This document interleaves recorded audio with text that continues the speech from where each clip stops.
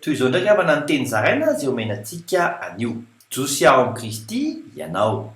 Manao fanekena fa anahaka ny didin'Andriamanitra amin'ny fonao rehetra. Araka ny voasoratra ao tantara faharoa toko faha-efatra amby telopolo andiny faraka amby telopolo amin'ny anaran'i Jesosy hoe ary ny mpanjaka nitsangana teo amin'ny fitoeran'andriana dia nanao fanekena teo anatrehan'i Jehova anaraka azy sy hitandrina ny lalàny sy ny teny vavolombelony ary ny didiny amin'ny fony rehetra sy ny fanahiny rehetra aka toy ny tenin'ny fanekena izay voasoratra ao amin'izany boky izany.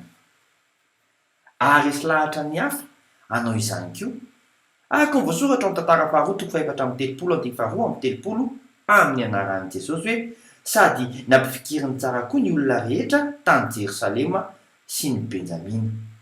Ary ny mponina tany Jerosalema dia nanao araky ny faneken'Andriamanitra dia Andriamanitry ny razany.